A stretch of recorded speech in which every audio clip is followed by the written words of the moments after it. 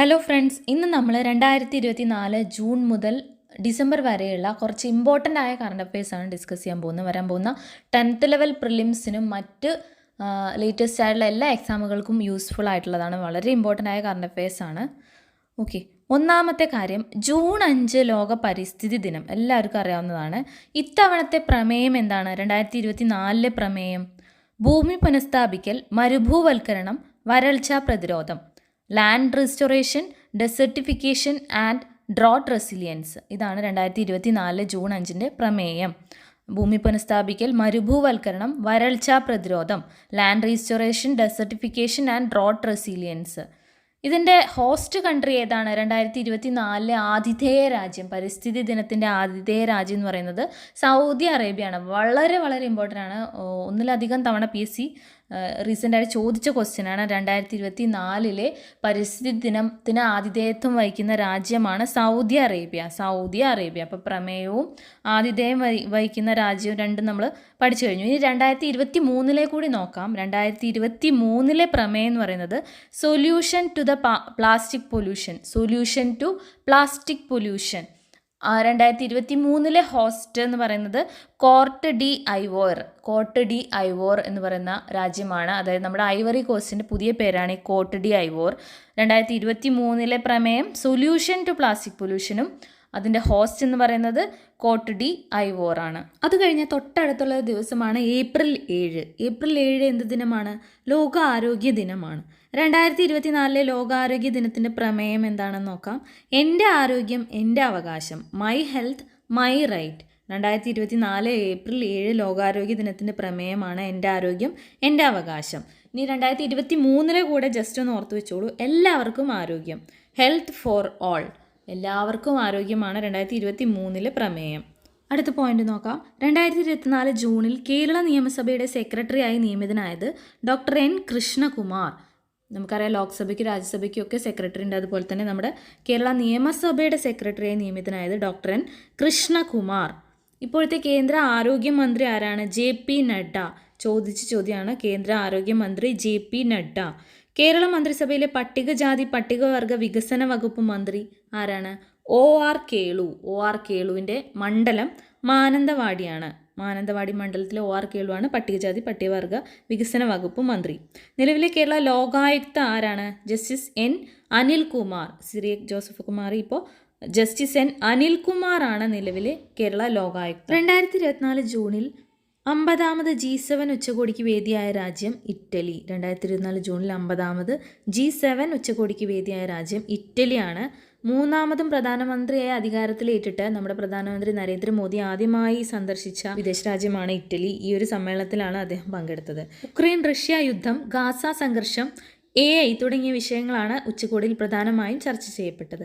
2024 ലോക കേരള സഭയിൽ മുഖ്യമന്ത്രി പിണറായി വിജയൻ ഉദ്ഘാടനം ചെയ്ത ലോകമെമ്പാടുമുള്ള മലയാളികളുടെ തത്സമയ വിവരശേഖരണം ലക്ഷ്യമാക്കിയിട്ടുള്ള പോർട്ടലാണ് ലോക കേരളം. പാർലമെൻറ്റ് അങ്കണത്തിലുണ്ടായിരുന്ന എല്ലാ മഹാന്മാരുടെയും പ്രതിമകൾ ഒറ്റയിടത്ത് ഉൾപ്പെടുത്തിക്കൊണ്ട് 2024 ജൂണിൽ ഉദ്ഘാടനം ചെയ്യപ്പെട്ട പാർലമെൻറ്റ് മന്ദിരത്തിലെ പ്രത്യേക സമുച്ചയമാണ് പ്രേരണാസ്ഥൽ. ഉപരാഷ്ട്രപതി ജഗദീപ് ധൻഖർ ആണ് ഉദ്ഘാടനം ചെയ്തത്. ഗാന്ധിജി, മഹാറാണ പ്രതാപ്, മോത്തിലാൽ നെഹ്റു, ബിർസ മുണ്ട, അംബേദ്കർ, ശിവജി തുടങ്ങിയ ഒരുപാട് മഹാന്മാരുടെ പ്രതിമകളാണ് ഈ ഒരു സമുച്ചയത്തിൽ സ്ഥാപിക്കപ്പെട്ടിരിക്കുന്നത്. 2024 ജൂണിൽ GI ടാഗ് ലഭിച്ച കേരളത്തിൽ നിന്നുള്ള വനോൽപ്പന്നമാണ് നിലമ്പൂർ തേക്ക്. 2024 ജൂണിലാണ് അതിന് GI ടാഗ് ലഭിച്ചത്. ISRO നിർമ്മിച്ച പുനരുപയോഗിക്കാവുന്ന വിക്ഷേപണ വാഹനമാണ് പുഷ്പക്. വളരെ ഇമ്പോർട്ടൻ്റ് ആണത്. PSLV, GSLV തുടങ്ങിയ വിക്ഷേപണ ഉപഗ്രഹങ്ങൾ ഒരു തവണ മാത്രമേ നമുക്ക് ഉപയോഗിക്കാൻ സാധിക്കൂ. എന്നാൽ വീണ്ടും ഉപഗ്രഹ വിക്ഷേപങ്ങൾക്ക് ഉപയോഗിക്കാവുന്ന റോക്കറ്റുകളാണ് പുനരുപയോഗ റോക്കറ്റ്. ഉപഗ്രഹ വിക്ഷേപണത്തിൻ്റെ ചെലവ് 10-1 കുറയ്ക്കാൻ ഇതിന് സാധിക്കും. ബഹിരാകാശ സഞ്ചാരികളെ അയക്കാൻ കൂടി കഴിയുന്നതാണ് ഇത്. ശത്രു ഉപഗ്രഹങ്ങളെ ബഹിരാകാശത്ത് വെച്ച് ഇല്ലാതാക്കാം. 3ാം ലാൻഡിംഗ് പരീക്ഷണവും വിജയകരമായി പൂർത്തിയാക്കിയ ISROയുടെ പുനരുപയോഗിക്കാവുന്ന വിക്ഷേപണ വാഹനമാണ് പുഷ്പക്. നിയമസഭാ ചട്ടങ്ങളിൽ നിന്ന് അടിയന്തര പ്രമേയം എന്ന പദം ഒഴിവാക്കി. പകരം ഉൾപ്പെടുത്തിയത് നടപടികൾ നിർത്തിവെക്കാനുള്ള ഉപക്ഷേപം. അതുപോലെ തന്നെ സത്യപ്രതിജ്ഞയ്ക്ക് പകരം ശപഥം അല്ലെങ്കിൽ പ്രതിജ്ഞ എന്നീ വാക്കുകൾ ഉപയോഗിക്കാമെന്ന് മലയാള പരിഭാഷാ വിദഗ്ധ സമിതി നിർദ്ദേശിച്ചു. യുനെസ്കോ സാഹിത്യ നഗരമായി കോഴിക്കോട് പ്രഖ്യാപിക്കപ്പെട്ടതിൻ്റെ ഭാഗമായി കോഴിക്കോട് കോർപ്പറേഷൻ നൽകിയ വജ്ര ജൂബിലി പുരസ്കാരം ഏറ്റുവാങ്ങിയ മലയാള സാഹിത്യകാരൻ MT വാസുദേവൻ നായരാണ്. Next point, mother Mary comes to me എന്ന പുസ്തകം രചിച്ചത് Arundhati Roy. Mother Mary comes to me എന്ന പുസ്തകം രചിച്ചത് അരുന്ധതി റോയ്. 2025 പുരുഷ ഹോക്കി ജൂനിയർ ലോകകപ്പിൻ്റെ വേദി ഇന്ത്യ. 2025 പുരുഷ ഹോക്കി ജൂനിയർ ലോകകപ്പിൻ്റെ വേദി ഇന്ത്യ.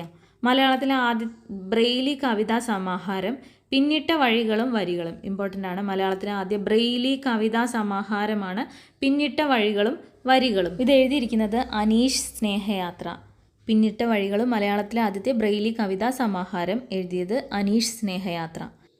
ഇന്ത്യയിൽ ആധുനിക ക്രിമിനൽ നീതി നിർവഹണം നടപ്പാക്കുന്നതിൻ്റെ ഭാഗമായി പുതിയ ക്രിമിനൽ നിയമങ്ങൾ പ്രാബല്യത്തിൽ വന്നത് ജൂലൈ 1, 2024. പുതിയ ക്രിമിനൽ നിയമങ്ങൾ ഇന്ത്യയിൽ പ്രാബല്യത്തിൽ വന്നത് ജൂലൈ 1, 2024. പുതിയ നിയമങ്ങൾ ഏതൊക്കെയാണെന്ന് നിങ്ങൾക്ക് അറിയാമായിരിക്കും. ഭാരതീയ ന്യായ സംഹിത BNS. അതെന്തിന് പകരമാണ്? നമ്മുടെ IPC ഇന്ത്യൻ ശിക്ഷാ നിയമത്തിന് 1860 ഇന്ത്യൻ ശിക്ഷാ നിയമത്തിന് പകരമാണ് ഭാരതീയ ന്യായ സംഹിത. അതുപോലെ CRPC 1898 ക്രിമിനൽ നടപടി ചട്ടം CRPCക്ക് പകരമായിട്ട് വന്നതാണ് ഭാരതീയ നാഗരിക് സുരക്ഷാ സംഹിത BNSS. അതുപോലെ തന്നെ 1872 ഇന്ത്യൻ തെളിവ് നിയമത്തിന് പകരമായി വന്നതാണ് ഭാരതീയ സാക്ഷ്യ അധിനിയമം. IPC, CRPC, ഇന്ത്യൻ തെളിവ് നിയമം എന്നിവ മൂന്നിനും പകരമായി വന്നത് ഏതൊക്കെയാണ്? BNS, BNSS, BS എന്നിവ റെസ്പെക്റ്റീവ്ലി. അടുത്ത പോയിന്റ് നോക്കാം. 1949 ജൂലൈ 1 രൂപീകരിക്കപ്പെട്ട 75-ാം വാർഷികം 2024 ആചരിക്കപ്പെട്ട കേരളത്തിലെ ജില്ലകളാണ് തിരുവനന്തപുരം, കോട്ടയം, തൃശ്ശൂർ. എന്നാണ് ഈ ജില്ലകൾ രൂപീകരിക്കപ്പെട്ടത്? 1949 ജൂലൈ 1. 1949 ജൂലൈ 1 രൂപീകരിക്കപ്പെട്ട തിരുവനന്തപുരം, കോട്ടയം, തൃശ്ശൂർ എന്നീ ജില്ലകളുടെ 75-ാം വാർഷികമാണ് എന്ന് 2024 ആചരിക്കപ്പെട്ടത്.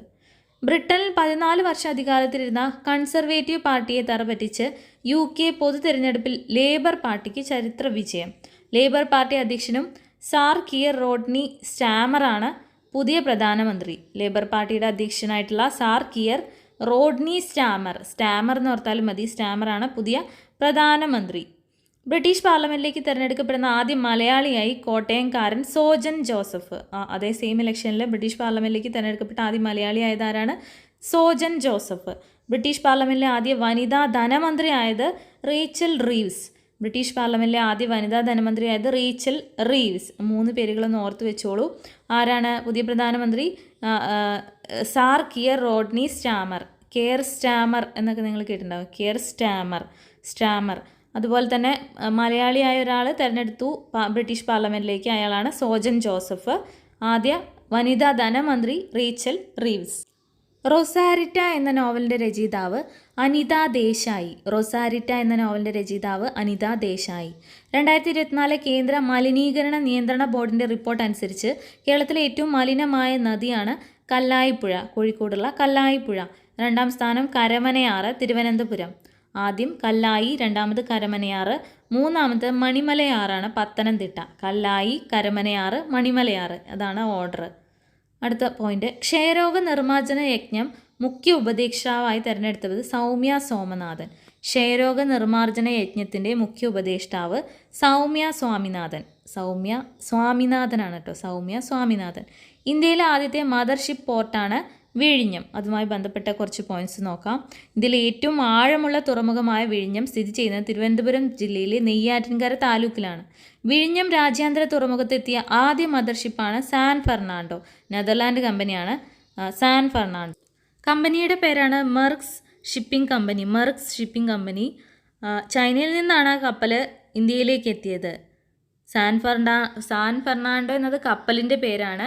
നെതർലാൻഡിലുള്ള ഒരു കമ്പനിയാണ് അതിൻ്റെ ഓണേഴ്സ്. ആ കമ്പനിയുടെ പേരാണ് മെർക്സ് ഷിപ്പിംഗ് കമ്പനി. ചൈനയിൽ നിന്നാണ് അത് വന്നത്. വിഴിഞ്ഞം അന്താരാഷ്ട്ര തുറമുഖത്തെത്തുന്ന ദക്ഷിണേന്ത്യയിലെ ഏറ്റവും വലിയ കണ്ടെയ്നർ കപ്പലാണ് MSC ക്ലോഡ് ജിറാർഡറ്റ്. ഇന്ത്യൻ തുറമുഖങ്ങളിൽ നിന്ന് വന്നതിൽ വെച്ച് ഏറ്റവും വലിപ്പം കൂടിയ കണ്ടെയ്നർ കപ്പലാണ് ഈ ക്ലൗഡ് ജിറാർഡറ്റ്. വിഴിഞ്ഞം അന്താരാഷ്ട്ര തുറമുഖത്തെത്തിയ 9ാമത്തെ കപ്പലായ ക്ലൗഡ് ജിറാർഡറ്റ് മെഡിറ്ററേനിയൻ ഷിപ്പിംഗ് കമ്പനിയുടെ ഏറ്റവും വലിയ കപ്പൽ കൂടിയാണ്. 2026 ഏഷ്യൻ ഗെയിംസ് പ്രദർശന ഇനമായി ഉൾപ്പെടുത്താൻ തീരുമാനിച്ച കായിക ഇനമാണ് യോഗ. 2026 ഏഷ്യൻ ഗെയിംസിൽ പ്രദർശന ഇനമായി ഉൾപ്പെടുത്താൻ തീരുമാനിച്ച കായിക ഇനമാണ് യോഗ. ഇന്ത്യയിലെ ആദ്യ ടോൾ ഫ്രീ ദേശീയ മയക്കുമരുന്ന് വിരുദ്ധ ഹെൽപ്പ് ലൈൻ നമ്പറാണ് 1933. 1933 ഇന്ത്യയിലെ ആദ്യത്തെ ടോൾ ഫ്രീ മയക്കുമരുന്ന് വിരുദ്ധ ഹെൽപ്പ് ലൈൻ നമ്പറാണ് 1933. നിങ്ങൾ മറ്റൊരു ഹെൽപ്പ് ലൈൻ നമ്പർ കേട്ടിട്ടുണ്ടായിരിക്കും. സൈബർ ക്രൈംസിനെതിരെയുള്ള ടോൾ ഫ്രീ നമ്പറാണ് 1930. 1930 ഇത് മാറിപ്പോണ്ട, അത് 1933. എന്തിനെതിരെയാണ്? മയക്കുമരുന്ന് വിരുദ്ധ ഹെൽപ്പ് ലൈൻ നമ്പറാണ്. വിവാഹമോചിതരായ മുസ്ലിം സ്ത്രീകൾക്കും ഇന്ത്യൻ ക്രിമിനൽ നടപടി 125 വകുപ്പ് പ്രകാരം ജീവനാംശം ആവശ്യപ്പെടാം എന്ന വിധി 2024 ജൂലൈയിൽ പുറപ്പെടുവിച്ചത് സുപ്രീം കോടതിയായിരുന്നു. ഏതാണ് ആ വകുപ്പ്? 125 വകുപ്പ്. ഇന്ത്യൻ ക്രിമിനൽ നടപടി 125 വകുപ്പ് പ്രകാരം മുസ്ലിം സ്ത്രീകൾക്കും ജീവനാംശം ആവശ്യപ്പെടാം. ഭരണഘടനാ ഹത്യാ ദിനം ആയിട്ട് ഇനി മുതൽ ആചരിക്കാൻ തീരുമാനിച്ചത് ജൂൺ 25. ഭരണഘടനാ ഹത്യാ ദിനം ജൂൺ 25. 2024 ഇന്ത്യ ഏകദിന ക്രിക്കറ്റിൽ അരങ്ങേറിയതിൻ്റെ എത്രാം വാർഷികമാണ് ആചരിക്കപ്പെട്ടത്? 50-ാം വാർഷികമാണ്. 2024 ഇന്ത്യ ഏകദിന ക്രിക്കറ്റിൽ അരങ്ങേറിയതിൻ്റെ 50-ാം വാർഷികമാണ് ആചരിക്കുന്നത്. 2024 പ്രദർശനത്തിനെത്തിയ MTയുടെ 9 തിരക്കഥകളുടെ ദൃശ്യാവിഷ്കാരമാണ് മനോരഥങ്ങൾ. യൂറോപ്യൻ കമ്മീഷൻ പ്രസിഡന്റായി വീണ്ടും തെരഞ്ഞെടുക്കപ്പെട്ടത് ഉർസുല വോൺ. യൂറോപ്യൻ കമ്മീഷൻ പ്രസിഡന്റായി വീണ്ടും തെരഞ്ഞെടുക്കപ്പെട്ടത് ഉർസുല വോൺ. കേരളത്തിൽ ഏറ്റവും കൂടുതൽ കാലം തുടർച്ചയായി മന്ത്രിസ്ഥാനം വഹിച്ച വ്യക്തി എന്ന റെക്കോർഡ് 2024 ജൂലൈയിൽ സ്വന്തമാക്കിയത് AK ശശീന്ദ്രൻ. കേരളത്തിൽ ഏറ്റവും കൂടുതൽ കാലം തുടർച്ചയായി മന്ത്രിസ്ഥാനം വഹിച്ച മന്ത്രി എന്ന റെക്കോർഡ് 2024 ജൂലൈയിൽ സ്വന്തമാക്കിയത് AK ശശീന്ദ്രൻ.